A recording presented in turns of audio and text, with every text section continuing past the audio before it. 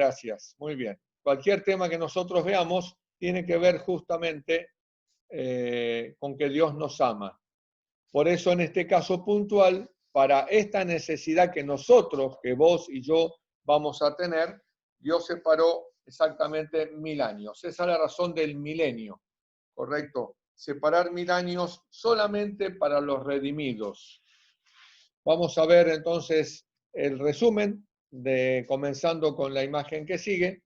Jesús viene, ¿no es cierto?, porque el Hijo del Hombre ha de venir en la gloria de su Padre, con sus ángeles, y entonces recompensará a cada uno conforme a sus hechos. En la que sigue, aparece allí, en la imagen siguiente, el Señor mismo descenderá del cielo con aclamación, hacemos un repaso rápido, con voz de arcángel. Continuamos. Y con trompeta de Dios, y los muertos en Cristo resucitarán primero. El texto que está en 1 Tesalonicenses 4:16. Entonces allí, a continuación, vemos maravillosas pinturas sobre la resurrección, en las familias que se reúnen, y allí dice el texto: vuestra tristeza se convertirá en gozo, y ya nadie quitará el gozo, porque será un gozo eterno, el comienzo de esa eternidad, sin ya lucha, sin pruebas, sin dificultades, sin tristeza, sin enfermedad y sin muerte. Bien, avanzamos y tenemos allí una pregunta interesante. ¿Nos asombra esto? Bueno, esta pregunta para la gente que no conoce, cuando ve todo esto, es algo nuevo, porque hay mucha gente, muchísima gente, que no sabe acerca de esto, que no tiene idea acerca de qué ocurre con las personas que van al descanso, dónde están, y la esperanza maravillosa que Cristo presenta aquí es la esperanza justamente de la resurrección, de saber que podemos contar, ¿no es cierto?, con volver a ver a aquellos que la muerte ha hecho que no podamos tenerlo en estos momentos. A continuación, en la imagen que sigue, tenemos, como dice el apóstol Pablo, casi respondiendo a esa pregunta, si nos asombra, dice el apóstol Pablo: no se asombren de esto, porque vendrá la hora cuando todos los que están en los sepulcros oirán su voz y saldrán. Y sigue diciendo San Pablo: los que hicieron el bien para la resurrección de vida, pero los que practicaron el mal para la resurrección de condenación. Acá tenemos dos resurrecciones. Juan 5, 28 y 29 nos presenta una resurrección de vida, y la Biblia claramente nos presenta otra resurrección, que es la resurrección de la condenación. Seguimos. Tenemos dos resurrecciones. La primera, la resurrección de vida, en la cual todos nos queremos encontrar, usted y yo, que es la primera resurrección, y la segunda, la resurrección de condenación. Vamos ahora a la resurrección de vida, como está en pantalla. Avanzamos.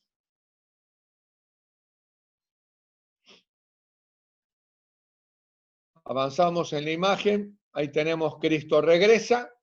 Seguimos. Y nosotros seremos transformados, porque dice San Pablo que es necesario que esto corruptible sea vestido de incorrupción y esto mortal sea vestido de inmortalidad. Y entonces nosotros tenemos que ser transformados, porque es necesario que esto corruptible se vista de incorrupción y lo mortal se vista de inmortalidad, ¿no es cierto? Tenemos que ser transformados para ese viaje maravilloso. Los que vivimos, los que habremos quedado, seremos arrebatados juntamente con ellos, con los que resucitaron en las nubes, para el encuentro con el Señor en el aire, y así estaremos siempre con el Señor. ¿Qué sucede entonces? Veamos. Ahí tenemos las imágenes. Llegó el tiempo y los santos recibieron el reino. Ahí comienza el viaje de 7 días, correcto, hacia el cielo. Un viaje donde Cristo irá a la cabeza para llevarnos justamente al reino de los cielos. Sigue la imagen y dice allí, ¿no es cierto?, qué sucede con los perdidos. Ahora vamos a detenernos en esto. Estamos viajando hacia el cielo, y si miráramos para atrás, vemos la tierra que se va alejando, nos estamos alejando de la tierra. ¿Qué es lo que sucede en la tierra? ¿Qué quedó en la tierra después que Cristo regresó? ¿Qué es lo que queda en la tierra? Vamos a ver entonces la imagen que sigue. Allí tenemos dos textos muy interesantes. ¿Qué sucede con los perdidos? ¿Qué sucede en el planeta que dejamos acá? Y la imagen que sigue aparece allí el texto de Tesalonicenses en llama de fuego para dar retribución a los que no han conocido a Dios y los que no obedecen el Evangelio de nuestro Señor Jesús. El fuego, la gloria de Cristo hace que los impíos mueran, pero también, fíjense ahora la imagen que sigue,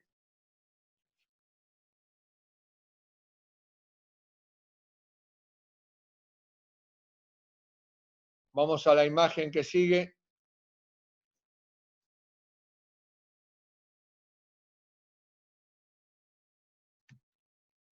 A quien el Señor Jesús matará, dice, con el soplo de su venida y con el fulgor de su venida, perdón, destruirá y dice, a quien el Señor Jesús matará con el soplo de su boca y destruirá con el resplandor de su venida. Ahora, ¿en qué condición queda la tierra? Nos muestra la imagen siguiente. ¿En qué condición quedará sobre la tierra? Bueno, acá hay un pasaje interesante de Jeremías.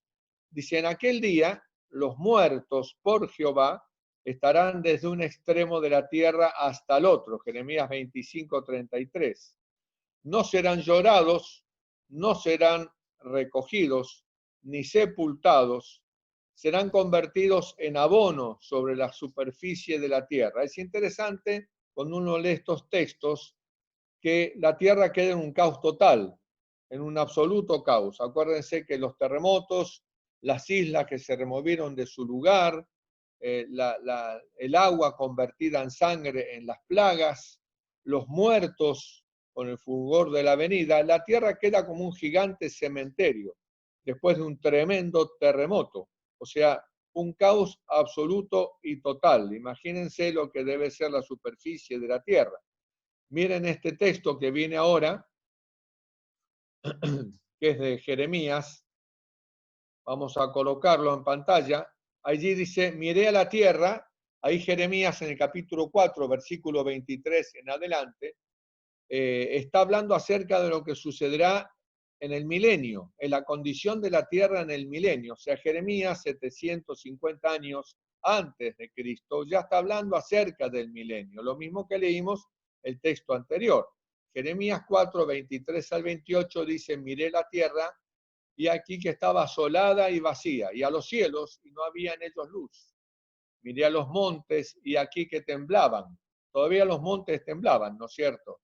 Y todos los collados fueron destruidos. Miré y no había hombre, y todas las aves del cielo se habían ido. Miré y aquí el campo fértil era un desierto, y todas sus ciudades eran asoladas delante de Jehová, delante del ardor de su ira, porque así dijo Jehová, toda la tierra será asolada, pero no la destruiré del todo. Recuerden esta coma y esta frasecita, no la destruiré del todo. Recuerden que el Señor nos enseñó en su palabra que nosotros, usted y yo, finalmente heredaremos la tierra. Por lo tanto, la tierra no va a ser destruida del todo.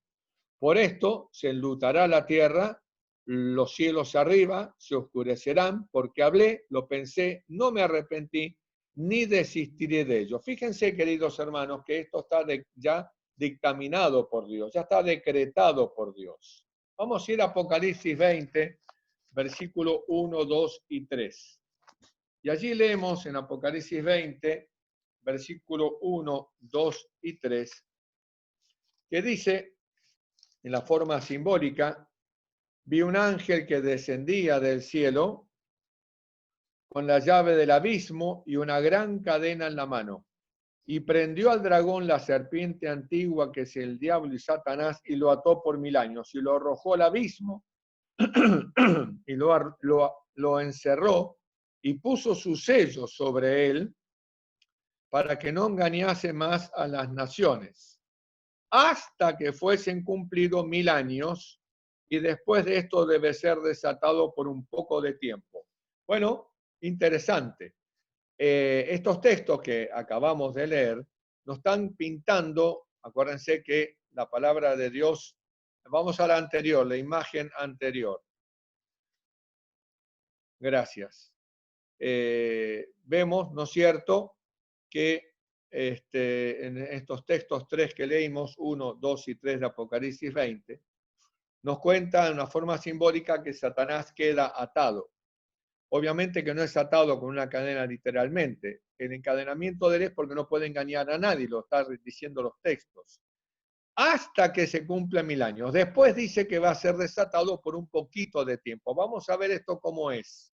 Vamos a ir desglosándolo, cómo es el proceso del milenio aquí en la tierra. Vamos a la imagen que sigue.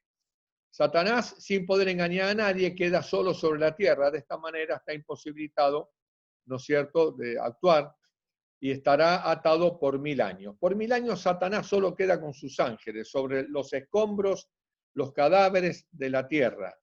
Ese será el lugar de Satanás por 1000 años, para que piense, medite en todo lo que él ha hecho y en lo que ha hecho y ha generado en este mundo, mientras nosotros estamos allí en el cielo.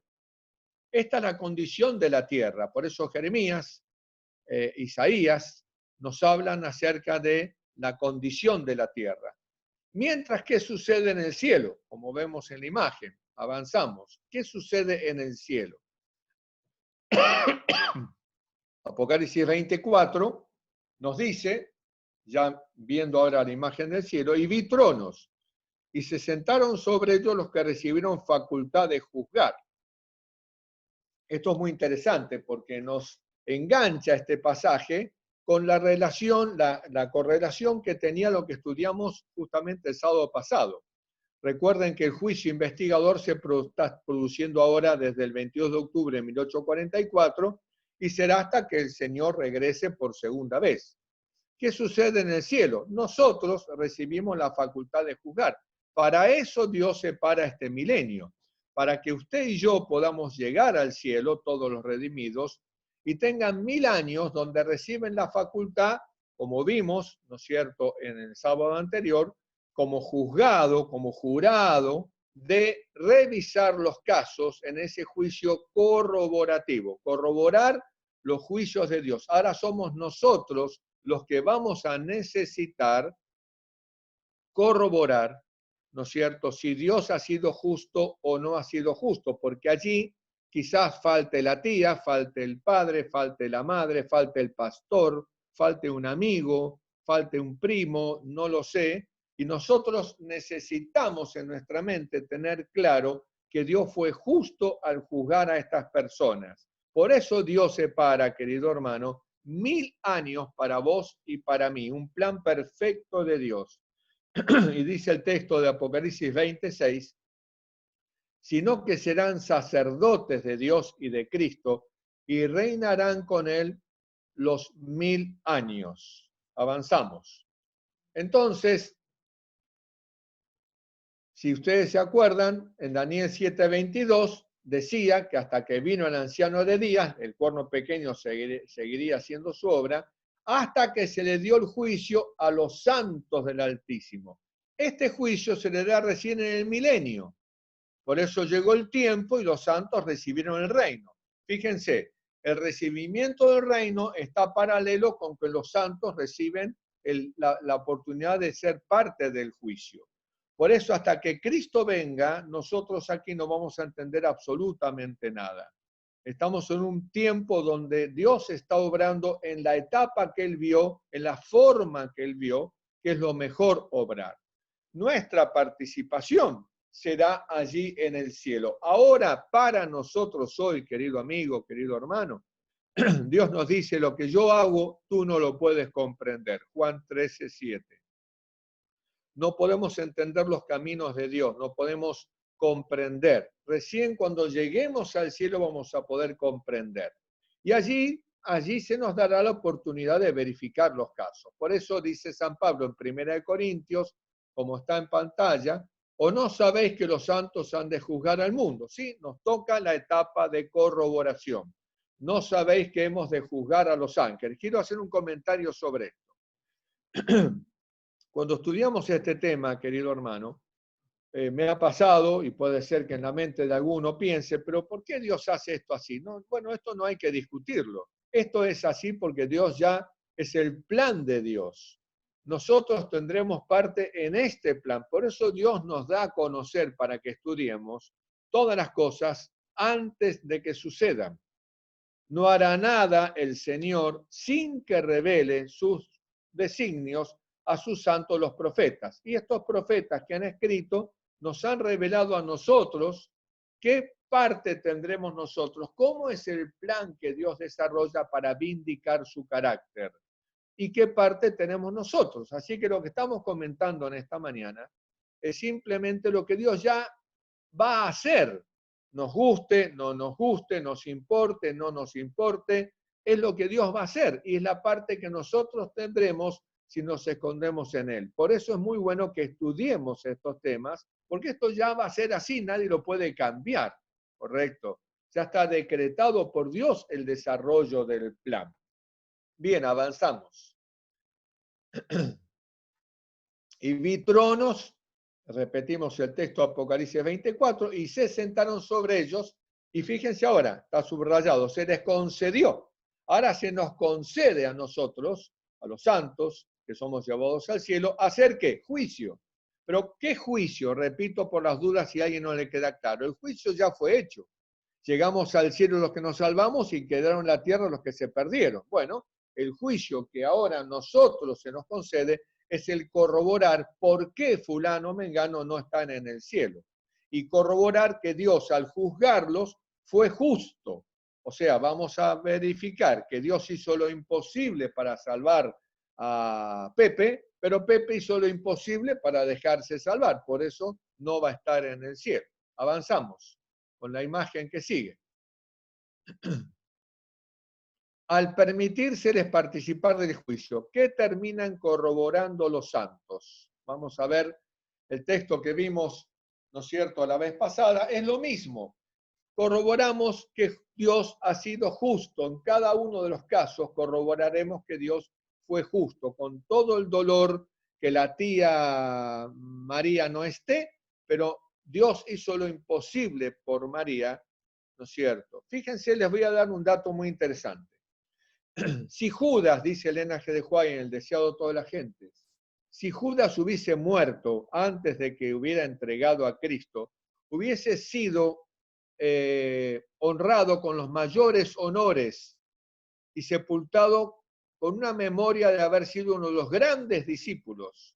Sin embargo, Dios permitió que la vida de Judas siga y que finalmente manifieste lo que verdaderamente era para que se cumpla lo que Dios había anticipado, que uno le iba a entregar de los 12.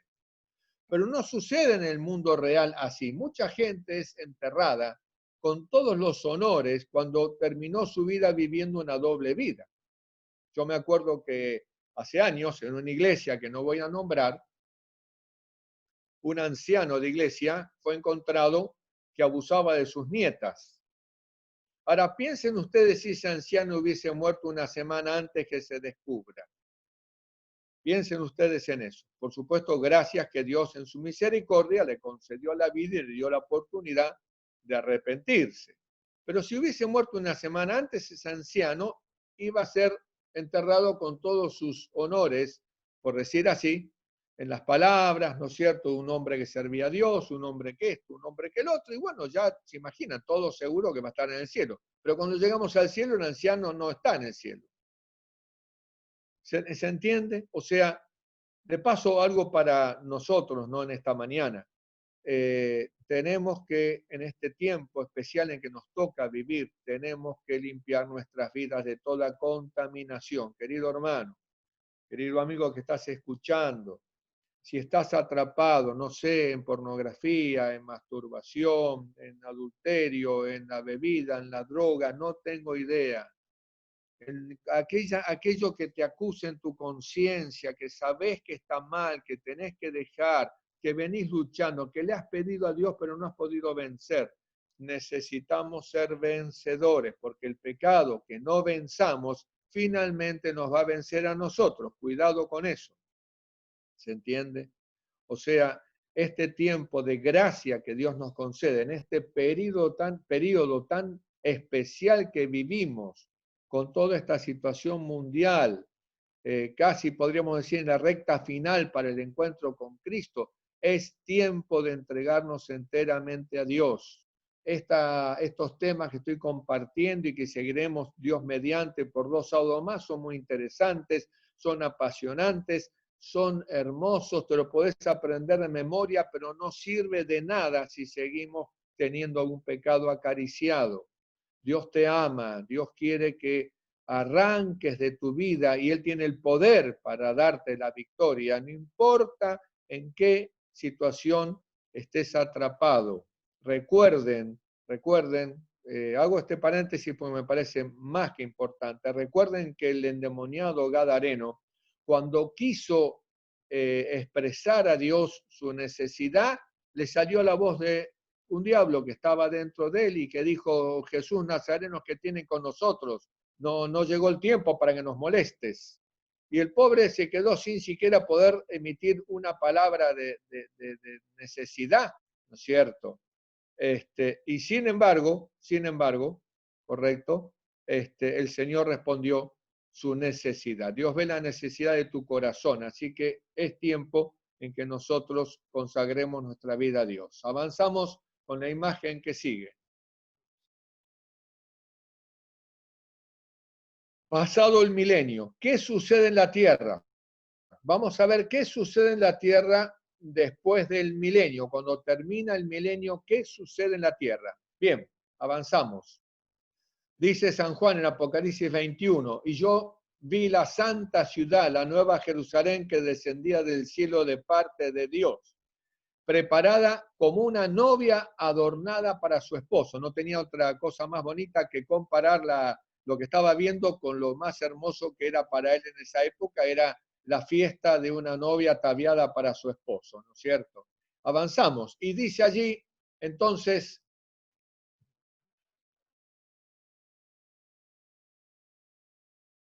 oí una gran voz que procedía del trono diciendo: he aquí el tabernáculo de Dios está con los hombres y Él habitará con ellos. Y sigue diciendo: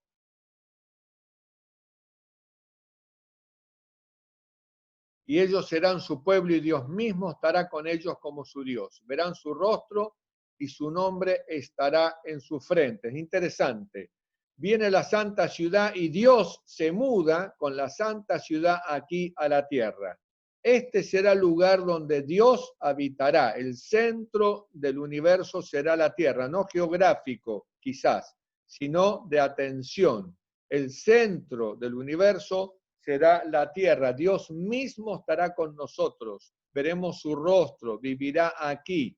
Es increíble, ¿no es cierto? Dios cambia su lugar de residencia y hace de la tierra su lugar de residencia por muchas razones que la vamos a explicar dentro de 2 sábados, cuando veamos por qué el mal no se levantará por segunda vez.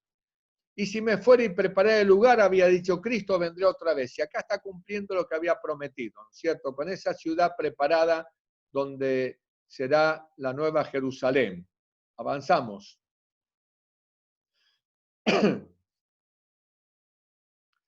¿De dónde veremos descender la nueva Jerusalén? Un dato curioso e interesante. Dice: las potestades del cielo se conmoverán a la voz de Dios. Entonces el sol, la luna y las estrellas se desquiciarán de su asiento. No se aniquilarán, sino que se conmoverán a la voz de Dios. Sobrevinieron sombrías y densas nubes que se entrechocaban unas con otras. Está por, ¿no es cierto? La atmósfera se partió arrollándose hacia atrás. Y entonces pudimos ver en Orión un espacio abierto de donde salió la voz de Dios. Por aquel espacio abierto descenderá la santa ciudad de Dios. O sea que si hoy a la noche salimos a la oscuridad y vemos las estrellas, vemos las 3 Marías, ahí la conoce todo el mundo. A la derecha de las 3 Marías vemos una especie de conglomerado de estrellitas. Ese es Orión. Desde allí descenderá la santa ciudad. O sea que sí, recuerden, si miramos hacia el este, ese lugar, ya estamos viendo de dónde va a venir Jesús. Si miramos hacia Orión, vemos de dónde va a descender la santa ciudad. Interesante, ¿no es cierto? Hoy en día también tenemos imágenes que nos recuerdan lo que pronto va a acontecer y que el Señor ya tiene planificado. Avanzamos. ¿Dónde se va a posar la santa ciudad? Bueno, vamos a Zacarías 14:4 que dice así. Y se afirmarán sus pies en aquel día sobre el monte de los olivos. Está hablando de ese día cuando la santa ciudad llega con los santos y con Cristo. Zacarías está hablando en ese versículo de ese momento, que está enfrente de Jerusalén en el oriente, y el monte de los olivos se partirá por en medio, hacia el oriente y hacia el occidente, haciendo un valle muy grande, y la mitad del monte se apartará hacia el norte y la otra mitad hacia el sur. ¿Por qué hace eso el Señor? Porque un día el Señor va a posar sobre el monte de los olivos y este se va a hacer una gran plataforma para que pose la santa ciudad que viene descendiendo del cielo. Miren qué maravilla. O sea que si hoy viajáramos a Jerusalén y pudiéramos, ahora no se puede, ¿no? Pero si un día se puede viajar a Jerusalén y podemos ir al Monte de los Olivos, si alguno de ustedes estuvo, bueno, una bendición. Allí en el Monte de los Olivos, allí va a posar la santa ciudad. O sea que, repito, si miramos al este, allí sabemos que vendrá Jesús. Si miramos Orión, sabemos que de ahí vamos a ver un día descender la santa ciudad. Y si vamos a Jerusalén, al Monte de los Olivos, sabemos que allí un día estaremos dentro de la santa ciudad. Avanzamos entonces. Perdón que esté repitiendo esto de avancemos y ver lo siguiente, pero no me anda a mí el cambio de imagen. Pero los otros muertos, dice Apocalipsis 25, siguiendo con el milenio, no volvieron a vivir hasta que se cumplieron 1000 años. Presten atención ahora, escuchen qué interesante. La Biblia nos revela que todos los que quedaron muertos sobre la tierra y enterrados porque no resucitaron en la segunda venida de Cristo, no cambiemos la imagen, por favor, volvamos a la anterior. Gracias. Los otros muertos no volvieron a vivir hasta que se cumplieron 1000 años. Estaba comentando que esos muertos, ¿no es cierto?, que están enterrados hoy y que seguirán enterrados durante el milenio, porque no van a resucitar en la primera resurrección, todos ellos, más los que quedaron sobre la tierra muertos con el fulgor de su segunda venida, dice, todos esos muertos vuelven a vivir después de cumplido 1000 años. Presten atención. O sea que tenemos la imagen de la tierra con la santa ciudad, ahora sí colocamos la imagen que sigue, y tenemos la imagen de la tierra con la santa ciudad, y tenemos a todos los muertos que vuelven a resucitar. Allí aparece esta imagen con este ejército con vestimenta, digamos, de romanos prácticamente. ¿Por qué? Porque lo que sucede es que Elena G. de Huay explica que los muertos que no se salvan, digamos, resucitan no con vestiduras blancas, resucitan tal cual fueron en las tumbas.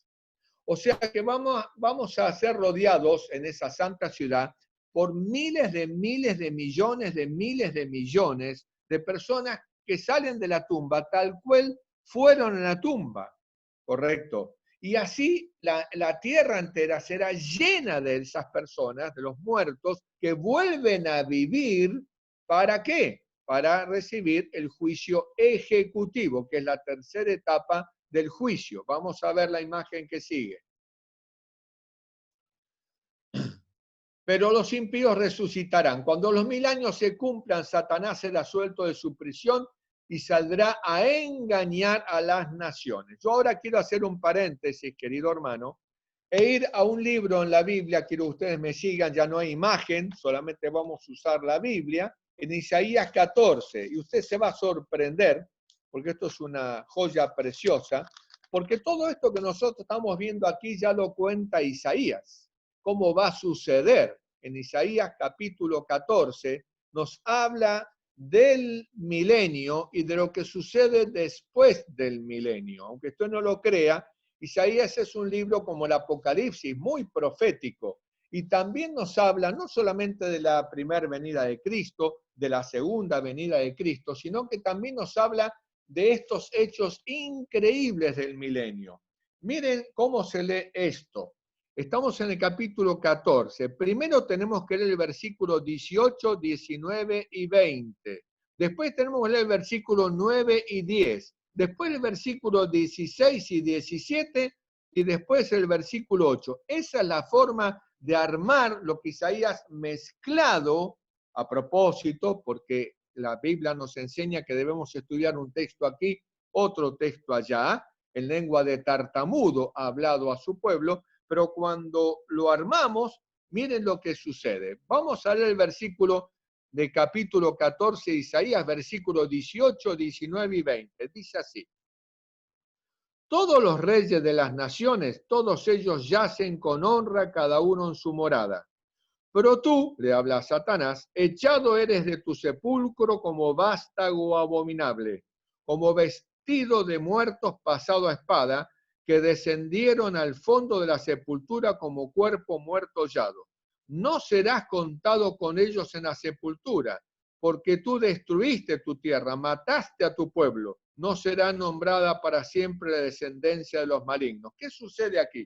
Está contando que todos están muertos, pero Satanás, que es el que genera la desgracia y la muerte, él será echado del sepulcro. ¿Cuándo es echado del sepulcro Satanás y no admitido? Cuando la tierra haya sepultado a todos, todos muertos sobre la tierra. El único que queda vivo es Satanás y sus ángeles. Isaías cuenta justamente en estos 3 versículos esta escena. Pero si vamos al versículo 9 y 10, allí nos sorprende porque el versículo 9 y 10 de Isaías 14 dice así: el Seol o la tumba, abajo, se espantó de ti, no quiso saber nada. Despertó muertos que en tu venida salieron a recibirte. ¿Quiénes son los muertos que despertó? Los que resucitan después del milenio, salen a recibirlo. Satanás quedó solo sobre la tierra, pero por 1000 años. Después es necesario que engañe de vuelta por un cortito espacio. Ahora, cuando ve las multitudes resucitadas, dice, uy, somos muchos y los de la ciudad son pocos. Miren qué interesante el versículo. Desde que, versículo 9 y 10, dice así: el cielo abajo se espantó de ti, despertó muertos que en tu venida salieron a recibirte. Hizo levantar de sus sillas a los príncipes de la tierra, a todos los reyes de las naciones. Todos ellos darán voces y te dirán, tú también te debilitaste como nosotros y llegaste a ser como nosotros. Miren qué impresionante, porque Satanás no puede salir de la tierra cuando queda en el milenio a molestar en otros mundos. Queda ligado a la tierra porque se le quita su poder y queda como uno de nosotros. Por eso queda en medio de todos los escombros y los cadáveres, porque ya no tiene el poder de enterrarlos. Su morada será allí. Piensen ustedes que Satanás tiene miríadas y millones de ángeles, los que, con el poder que tiene un ángel, hubiesen limpiado la tierra y hecho por lo menos durante 1000 años un lugar para habitar. Sin embargo, queda como usted y como yo. No pueden hacer nada frente al desastre. Allí viven por 1000 años y después de pronto comienzan a resucitar todos los muertos, todos los que han hecho de Satanás su rey y señor. Y entonces dice, ellos le dicen a Satanás, tú te llegaste a debilitar como uno de nosotros.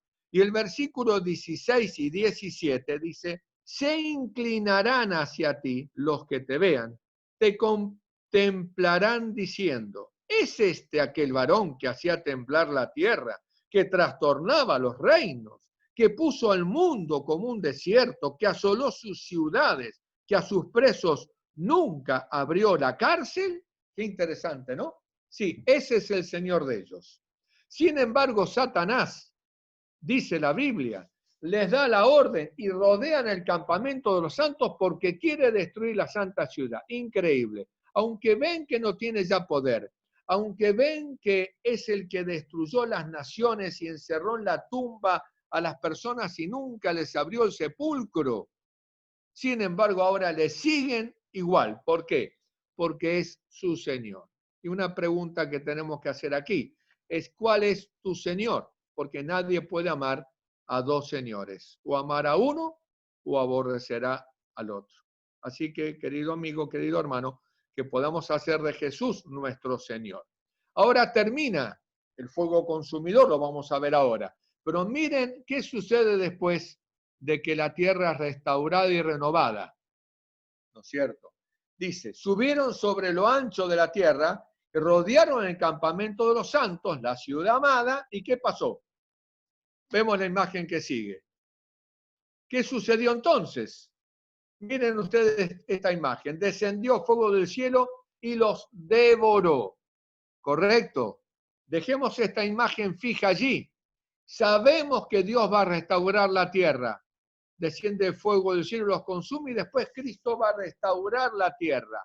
Quiero que lean en Isaías 14 lo que dice Isaías 14, versículo 8, para que vean y se sorprendan. Qué maravillosa la Biblia, qué maravilloso este libro de Isaías que nos cuenta aún lo que sucede después de que la tierra es restaurada. Dice el versículo 8, aún los cipreses se regocijaron a causa de ti, a causa de que Satanás fue destruido.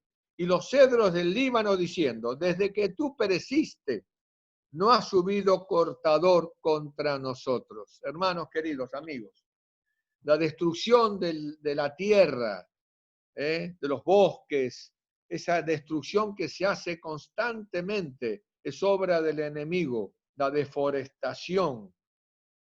Acuérdense que la Biblia dice que Dios vendrá a destruir los que destruyen la tierra. ¿Y quién está a la cabeza de eso? Satanás. Y aquí los cipreses en la tierra nueva se regocijan a causa de que Satanás ha sido destruido, no existe más, diciendo, desde que tú desapareciste, nunca más vino nadie a lastimarnos. Miren qué alegoría preciosa de dos árboles que hablan entre sí, regocijándose porque ya la tierra restaurada no tendrá la maldición de la presencia del enemigo. Qué maravilla Isaías, ¿no es cierto? Volvemos a Apocalipsis 20, 29. Descendió fuego del cielo y los consumió, los devoró a todos. ¿Qué sigue entonces? Avancemos, que ya estamos terminando. La imagen que sigue. Ya lo había advertido Pedro esto en Pedro 3:7. El texto de Pedro cuando habla de la segunda venida de Cristo, ¿no es cierto? Segunda de Pedro 3:7, dice allí, se los leo, pero los cielos y la tierra que existen ahora están reservados para la misma palabra, guardados para el fuego en el día del juicio y de la perdición de los hombres impíos. Hermanos queridos, cuando estudiamos la Biblia, encontramos que Dios ya tiene un plan. Pedro ya lo dijo, están reservados. Ya Dios preparó todo, ya reservó todo, ya planificó todo. O entramos en su plan o quedamos fuera del plan de Dios. Correcto. Bien, colocamos una imagen que sigue. Gracias. Esta es la segunda muerte, porque ellos murieron una vez, ¿correcto? Resucitan después del milenio y ahora el fuego los consume por segunda vez. Por eso se llama la segunda muerte, ¿correcto? Avanzamos. Apocalipsis, ¿qué significa fuego eterno? Pues esto es una pregunta que muchos hacen. ¿Cómo es eso que el fuego es un fuego eterno? Bueno, para encontrar la respuesta, la tenemos al lado de Apocalipsis, allí en el libro de Judas, versículo 7. Si usted da vuelta a la página de Apocalipsis, ahí a Judas en el versículo 7 nos explica qué es el fuego eterno. Por las dudas, si alguno tiene miedo que va a estar viviendo en una santa ciudad donde toda la vida de la eternidad va a estar el fuego consumiendo a los impíos del otro lado. Dice el versículo 7, como Sodoma y Gomorra y las ciudades vecinas, las cuales de la misma manera que aquellos, habiendo fornicado e ido en pos de vicios contra naturaleza, fueron puestas por ejemplo, sufriendo el castigo del fuego eterno. ¿Se acuerdan ustedes? En la época de Lot, que Jesús envió sus ángeles, vino Jesús mismo, y finalmente la tierra de Sodoma y Gomorra fueron destruidas por el fuego eterno. Pero aquí nos explica que Sodoma y Gomorra fueron destruidas por el fuego eterno. Pero si usted va donde estaba Sodoma en esa época hoy, no va a encontrar fuego ardiendo. Lo que va a encontrar es que no hay nada, porque el fuego consumió todo, y la consecuencia del fuego es que nunca más se levantó nada. O sea que fuego eterno significa consecuencia en el resultado de ese fuego, no en la durabilidad del fuego. Los impíos y Satanás serán destruidos y nunca más se van a levantar. Bien, avanzamos entonces. Dice Elena G. de Huay, en régimen alimenticio, una cita que podría estar en otro lado, pero está en el Consejo sobre el régimen alimenticio. Tenéis una corona que ganar y un cielo que obtener. Y escuchen ahora, y un infierno que rehuir, querido amigo. Porque todo esto que estamos viendo va a suceder. Nos cuesta entender eso de que Dios es amor y finalmente va a haber una destrucción de los impíos con un fuego consumidor. Pero no se olviden que comenzamos en las semanas anteriores estudiando que el cimiento del trono de Dios es la justicia y la verdad. Pero delante de él va su misericordia. Que Dios derrame su misericordia no obnubila su justicia. Dios va a aplicar en un momento su justicia. Y va a ser justo, perfectamente justo, porque no puede pagar lo mismo un violador que un ladrón de gallinas. Si a usted ve que a dos personas lo meten al juicio y el que violó a una chica le dan un mes de cadena y de cárcel, y al que robó una gallina le dan un mes de cárcel, ¿usted qué dice? ¿Es justo o es injusto? Por supuesto, es injusto. Es lo que sentimos cuando vemos en televisión que los impíos, los violadores, los asesinos, entran a la cárcel y salen a la semana, ¿no es cierto? Y están liberados de vuelta. ¿Y usted qué siente? ¿Que es injusto? Bueno, Dios hará finalmente un día justicia sin mezcla de misericordia. Hoy usted y yo tenemos la misericordia. Un día ya no existirá esa misericordia. Será solamente la justicia divina la que actuará. Por eso Dios tiene tanta paciencia. Bien, avanzamos entonces y tenemos ahora, ¿no es cierto?, un resumen, hacer un resumen de lo que vimos hasta ahora. Bien, rápidamente tenemos, podés ir avanzando prácticamente. Tenemos la segunda venida, Cristo viene, allí los muertos resucitan, se produce la primera resurrección, vamos al cielo, ¿y qué comienza? El milenio. Ahí está la tierra en el estado del milenio, la segundo cuadro del medio. ¿Qué sucede en el cielo? Haciendo un resumen, los santos reciben el reino y tienen que verificar los juicios. ¿Qué sucede en la tierra? Bueno, en la tierra Satanás está atado por 1000 años. Eso sucede en el milenio. Pero después, ¿qué sucede? Viene la tercera venida que es con la santa ciudad. La santa ciudad se posa sobre la tierra, resucitan los impíos, pero finalmente se produce la segunda resurrección. Todos los que habían muerto resucitan y son consumidos con el fuego, cada uno conforme a las obras hechas en su vida. No aceptaron a Cristo. Se produce entonces la segunda muerte. Y entonces Dios renueva la tierra y crea, no crea, sino que vivimos eternamente. Por eso se cumple aquí lo que dice el texto que está a continuación. Bienaventurado y santo el que tiene parte en la primera resurrección. ¿Ven? Sobre el lado izquierdo de la pantalla. La segunda muerte, que está en la otra parte derecha, no tiene potestad sobre ellos. Así se entiende el texto. Bienaventurado y santo el que tiene parte en la primera resurrección, en la de la vida, porque la segunda termina en la muerte. Correcto. Bien, avanzamos. Creo que la imagen que sigue es las últimas ya. El gran conflicto ha terminado, ya no hay pecado ni pecadores. Todo el universo será purificado. La misma pulsación de gozo y armonía late en toda la creación. Seguimos, la cita sigue. De aquel que todo lo creó, emana la vida, luz y contentamiento por toda la extensión del espacio infinito, dice Elena G. de Huay en El conflicto de los siglos. Desde el átomo más imperceptible hasta el mundo más vasto, todo, absolutamente todo.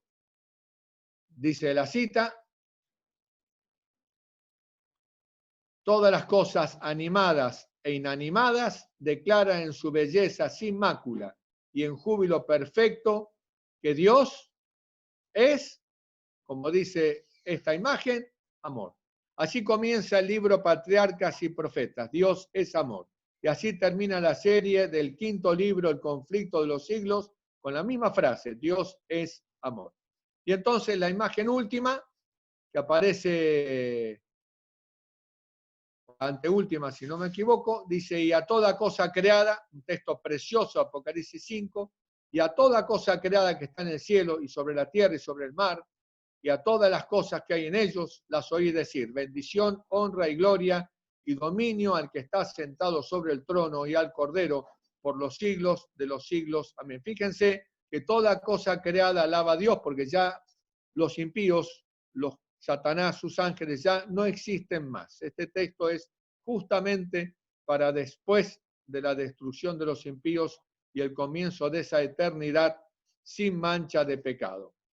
Por eso, terminamos con esta imagen. Ante un evento tan solemne como nuestra salvación, deberíamos buscar a Dios sinceramente, ¿no es cierto?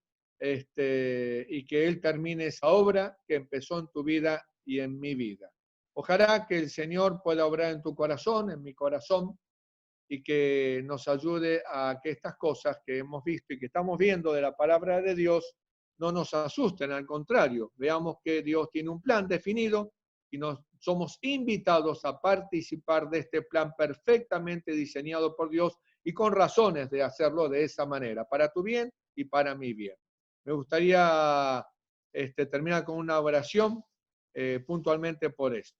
Querido Padre, gracias por este plan maravilloso que tú has desarrollado y que toque nuestro corazón para movernos a entregarnos enteramente a ti. En el nombre del Señor Jesús. Amén.